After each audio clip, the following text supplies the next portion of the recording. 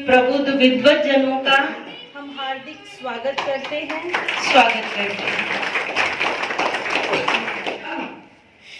जिस शक्ति के होने से अभी मैं आपसे बात कर रही हूँ, आप कहेंगे बहन जी बहुत अच्छा। श्री चरण कमलों में नमन करते हुए अभिवादन करता हूँ।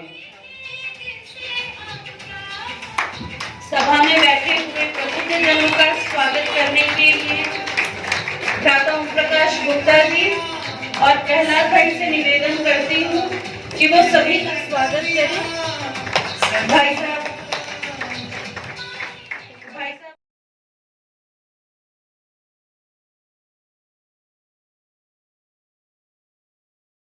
एक वो है जो ज्योति के रूप में जिसका आप मेडिटेशन करते हैं, ध्यान करते हैं, वो बाहर जो आपका चित्त बाहर जो दौड़ता है, बाहर जो भटकता है, उसको मोड़ने की एक कला है कि अंदर को झांको और अंदर तुम्हारे यही है।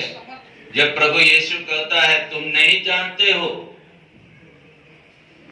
तुम ईश्वर का मंदिर है।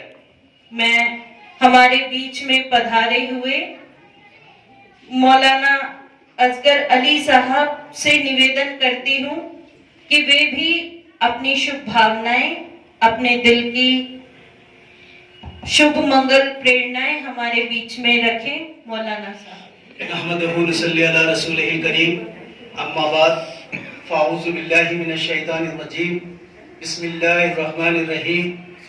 या अय्युहन्नासु तक़ू रब्बकुमुल्लज़ी खलक़कुम मिन नफ्सिन वाहिदा व खलक़ मिनहा ज़ौजहा व बस्सा मिनहुमा रिजालन कसीरन व निसाअ वत्तक़ुल्लाहल्लज़ी तसाअलूना बिही वल अरहाम इन्नल्लाहा काना अलैकुम रक़ीबा। वेदखिलो धर्ममूलम मंच पर तशरीफ फरमा राजयोगिनी साहिबा, गुरुजी, फादर साहब और पंडित पवन सागर जी और मेरे सामने बैठे हुए इतने महान लोग, मैं सभी को इस्लामिक दृष्टि से सलामती पेश करता हूँ। अस्सलामु अलैकुम व रहमतुल्लाहि व बरकातुहू। आप सलामत रहें, आप पर ईश्वर की कृपा हो, आप पर दया दृष्टि बनी रहे।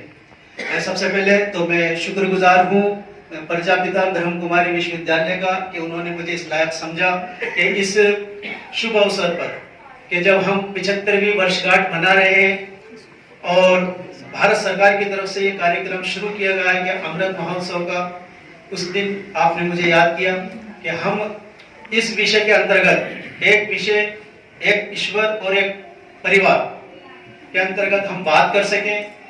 इसी को आधार मानकर मैंने आपके सामने पुराने हकीम की एक आयत, एक मंत्र पढ़ा है जो सूर्य निसा कहते हैं औरत को।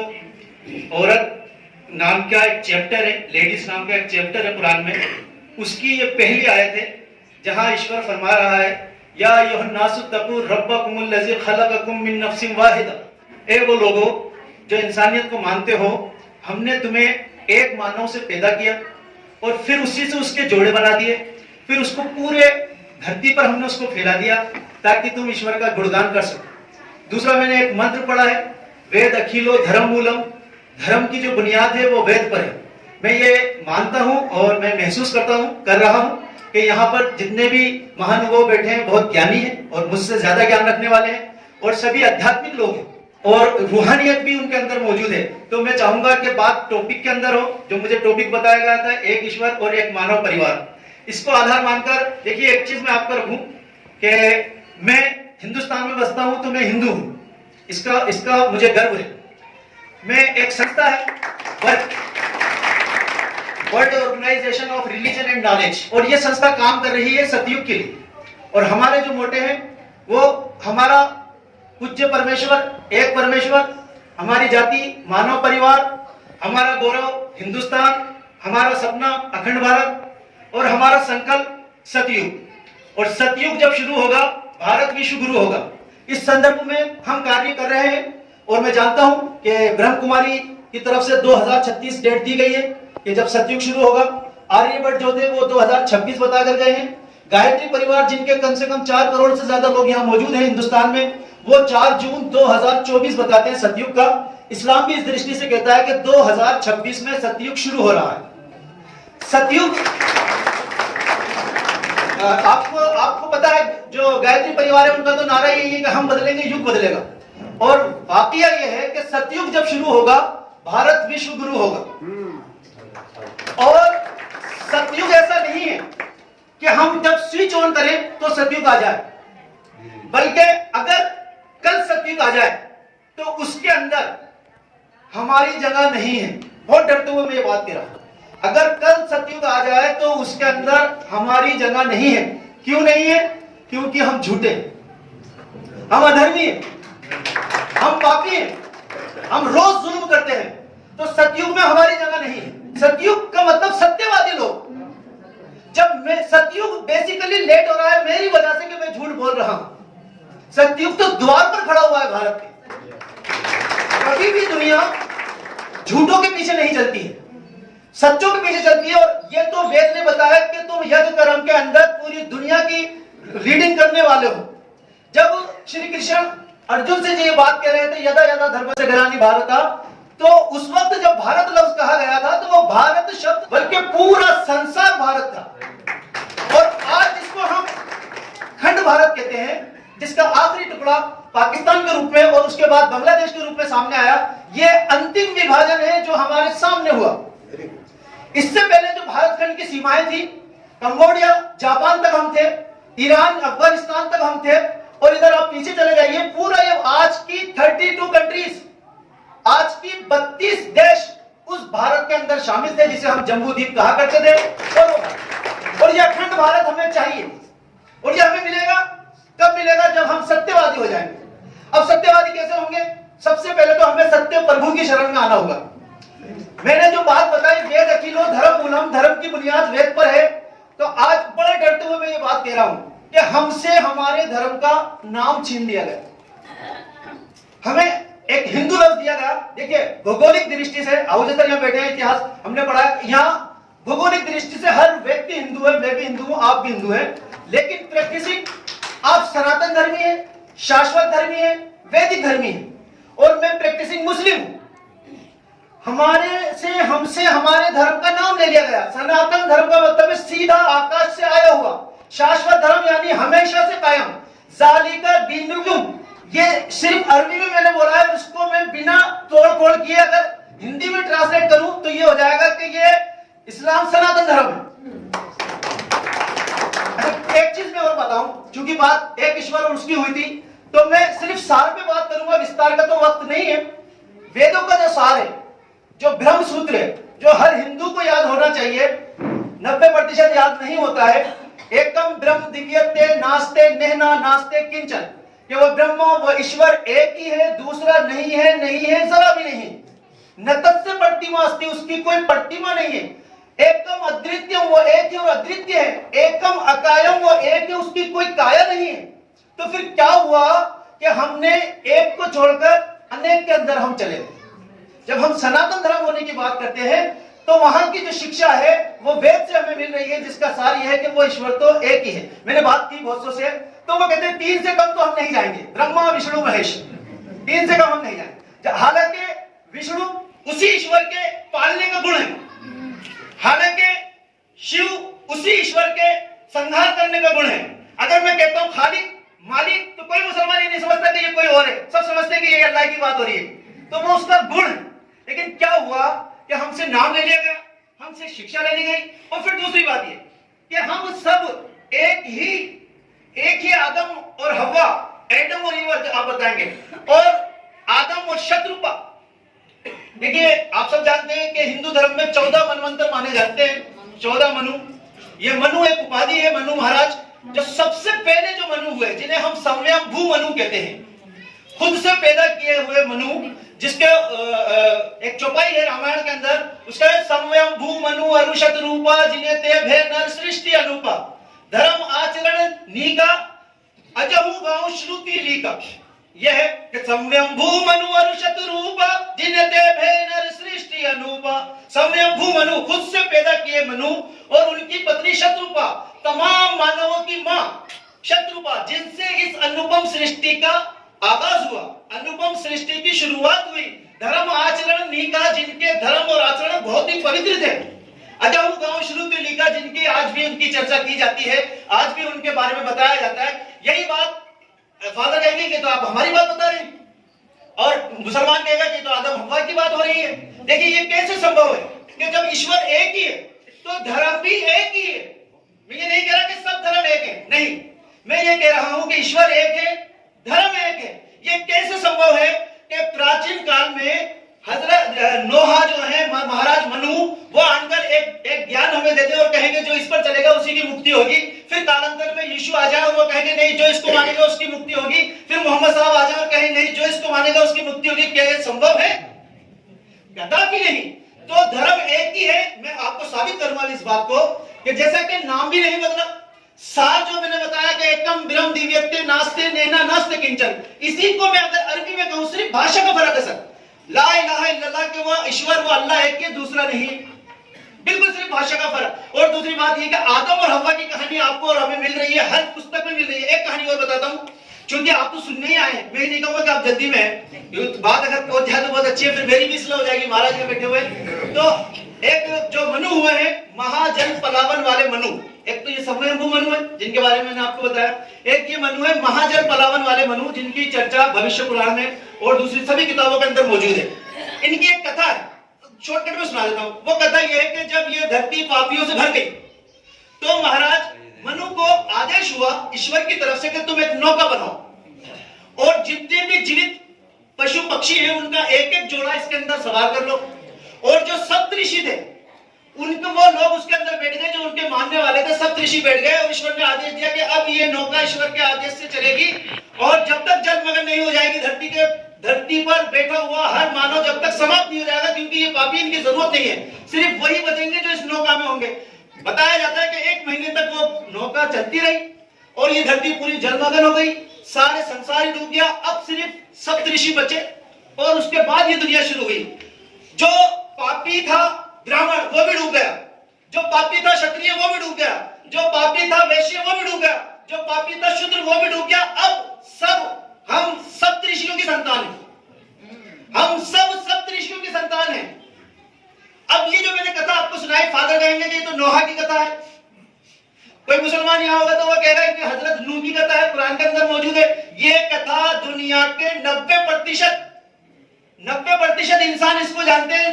बड़े बड़े जो धर्म है, हिंदू धर्म, ईसाई धर्म, यहूदी धर्म, इस्लाम धर्म, सब इस कथा को मानते हैं। 10% जो आस्तिक है, जो किसी को नहीं मानते वो नहीं मानते होंगे, बाकी ये 90% लोग इसको मानते हैं। तो ये कथा जब 90% लोग मानते हैं तो ये सत्य है कि ऐसी कथा इस दुनिया में जरूर घटित हुई है। कौन था जिसने कुरान में आकर लिख दिया, कौन था जिसने वेद में लिख दिया, कौन था जिसने ईसाईयत में लिख दिया? तो ये एक ही कड़ी है जो वहां से चली आ रही है। एक बात और कहूंगा और बात खत्म करूंगा। मुसलमानों की जो मूल उपासना है जिसे आप सब जानते हैं, नमाज। यकीन जानिए नमाज शब्द अरबी का है ही नहीं। अरबी में नमाज जिसको हम कहते हैं उसको सलात कहते हैं। और ये नमाज सिद्ध करेगी कि हमारे भारत की सीमाएं कहां तक थी, ये शब्द सिद्ध करेगा। अगर आप अफ्रीका में चले जाएं, गल्फ कंट्रीज में चले जाएं, आज भी लोग सलात कहते हैं, हय्या अला सलाह ऐसे कहते हैं, आओ नमाज की तरफ। हिंदुस्तान, एशिया के अंदर, जापान में, ईरान में, अफगानिस्तान में, मलेशिया में, कंबोडिया में, यहां नमाज बोला जाता है। नमाज जो शब्द है वो संस्कृत का है, नमा प्लस अज, नमना झुकना, अभी बताया आपने, अज अजन्मे के आगे झुकना, अजन्मे के आगे झुकना, उस कलाकृति को नमाज कहते हैं। जो आज मुसलमानों ने अपना रखा है कि नाम ही उनका संस्कृत में, मूल उपासना का नाम संस्कृत में है। और उसके अंदर नमाज में 3 चीजें होती हैं जो हर धर्म में है। एक तो योगा, दूसरा मंत्र और तीसरा ध्यान। ये और बात है कि मुसलमानों का ध्यान लगता नहीं नमाज में। अब मैं तो सच्चाई कहने आया हूं, अगर मैं मुसलमान हूं बुरा माने तो मैं इस पे कोशिश कर रहा हूं। ये जो हमारे यहाँ जो राजयोग शुरू हुआ है ये बहुत ही अच्छी विधि है। अब देखिए मैं कह रहा हूं कि उपासना का तरीका भी एक ही है। मैंने नाम बता दिए, कथा बता दी, अब मैं उपासना का तरीका बता रहा हूं, क्योंकि ईश्वर एक ही है, धर्म एक ही है। उपासना का तरीका नमाज, जिसका के नाम मुसलमान आज बड़े चाव से ले रहा है, ये संस्कृत में है नमा प्लस अज, अजन्मे के आगे नमना, वो अजन्मे के आगे झुकते हैं। इसमें कुछ मंत्र है, कुछ योगा है। योग तो आप जानते हैं, जुड़ने को कहते हैं, उसके अंदर कुछ मंत्र होते हैं और उसके अंदर ध्यान होता है।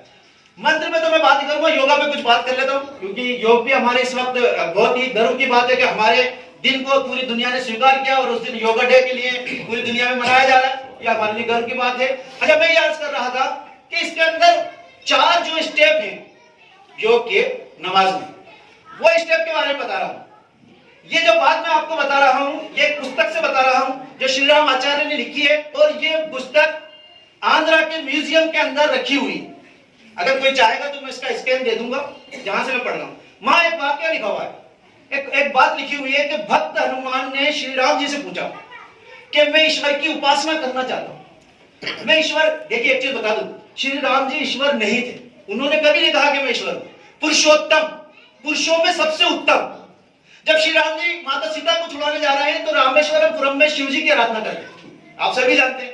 और जो राम सूत्र है, राम रामाय नमः, राम के आगे नमो, जो राम का भी राम है उसके आगे झुको। श्री राम जी ने कभी नहीं कहा कि मेरे पास झुको, वो पुरुषोत्तम कहने में भी उनके कोई अनादर नहीं है। यहाँ पर भक्त हनुमान श्री राम जी से पूछ रहे हैं कि मैं कुछ स्टेप करना चाहता हूँ, ईश्वर का आगे झुकना चाहता हूँ, मुझे आप वो स्टेप बता दीजिए।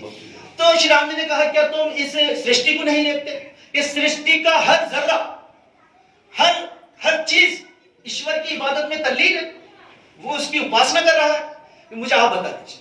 उन्होंने कहा, प्रथमम तारकम चेवा, सबसे पहले सीधे खड़ा हो जाओ। द्वितीयम दंड मुच्यते, तीसरा दंड मुच्यते करो, यानी इस माथे को, इसके सेंटर को जमीन पे टेको। तृतीयम कुंडली कारकम, तृतीय पोजीशन ऐसी हो कि तुम कुंडली मारकर बैठो। चतुर्थम अर्धचंद्रकम, चौथी पोजीशन आपकी ऐसी हो कि तुम आधे चांद बन जाओ, ना पूरे झुके हुए हो ना ज्यादा खड़े हुए हो। और पंचमम बिंदु संयुक्तम ओम ज्योति रूपकम, पांचवी स्थिति ऐसी हो कि तुम ध्यान में चले जाओ। ज्योति रूपम प्रार्थना कहते हैं इसको बेसिकली। तो श्री राम जी क्या करें, प्रथमम तारकम चेवा, सबसे पहले सीधे खड़े हो जाओ, ये नमाज का पहला आसन है। द्वितीयम दंड मुच्यते, ये नमाज का चौथा आसन है। तृतीयम कुंडली कारकम, ये नमाज का तीसरा आसन है। और चतुर्थम अर्धचंद्रकम, ये नमाज का दूसरा आसन है जिसे रुकू कहते हैं। तो नमाज उपासना की विधि भी नहीं बदली। और बड़ा मशहूर है एक साष्टांग, हमारे यहाँ बड़ा मशहूर है कि साष्टांग करें, और योगी को चाहिए कि वो सुबह उठकर जल्दी अपने प्रभु के सामने साष्टांग करें और अपनी नजर को संप्रेक्ष नासिकाग्रम, अपनी नजर को नासिका के अग्रभाग पर जमाए, ऐसे कि उसकी ध्यान इधर उधर न जाए। ये मंत्र का मैं ट्रांसलेशन कर रहा हूं, गलत नहीं कि मैं पढ़ूं उसको। संप्रेक्ष नासिका, अपनी नजर को नासिका पे लगाओ और साष्टांग करो। ऐसा आसन, मैं पंडित जी के पास गया, मैंने कहा मुझे साष्टांग बताइए कि साष्टांग आसन किसे होता है? तो वो सीधे लेट गए, ये तो दंडवत आसन है, ये तो वो नहीं है। तो ये शब्द खुद बोल रहा है साष्टांग। इसको अगर हम संधि विच्छेद करें, सा प्लस अष्ट प्लस अंग, सा कहते हैं 7 को विद संस्कृत में, अष्ट अष्टमी या 8 अंक के अंग आप समझ रहे हैं। 7 अष्ट अंग, 8 अंगों के साथ किया जाने वाला आसन, ऐसा आसन जिसमें 8 अंग प्रयुक्त होते हो, वो आसन आप कीजिए और उसके अंदर नासिका के अग्रभाग पर आपकी ध्यान आ जाए। अभी मैं आपको यहाँ पर वो आसन करके बता दूं। 8 अंग उसमें प्रयुक्त होने चाहिए और नासिका के अग्रभाग पर आपकी नजर होनी चाहिए।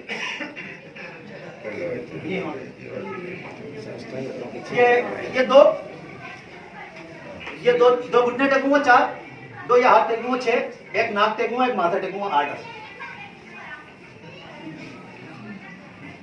इस वक्त आपकी नजर सिर्फ नासिका के अग्रभाग पे होगी।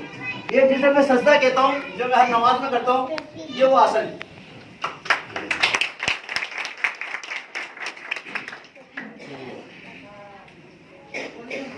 आज कुछ लोगों ने नहीं चाहा कि भारत विश्व गुरु बने, भारत सबको लीड करे, लिहाजा हमें लड़ा कर रखा।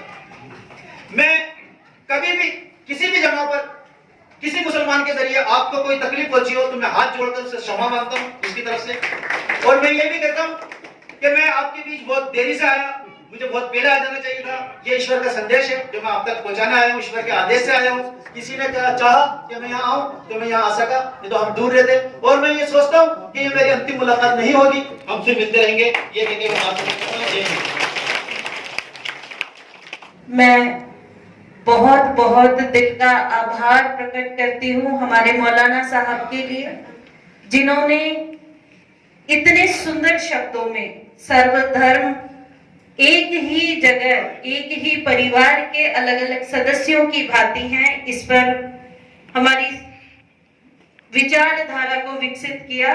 अब मैं कार्यक्रम को आगे बढ़ाते हुए हमारे बीच विराजित राजयोगिनी सुषमा दीदी से अनुरोध करती हूँ कि वे भी इस कार्यक्रम के लिए अपने आशीर्वचन, अपनी शुभ भावनाएं हमें दें। हमारे बीच से फादर सुजीत पॉल जी जाने की अनुमति ले रहे हैं, क्योंकि इनकी एक मीटिंग है, तो मैं हमारी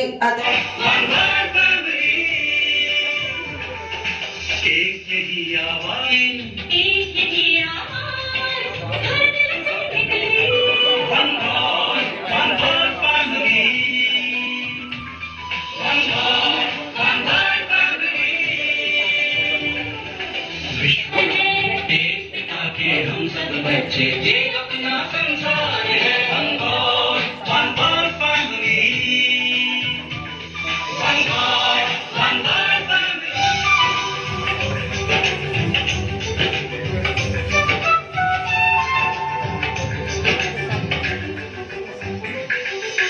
सबको लेकर कल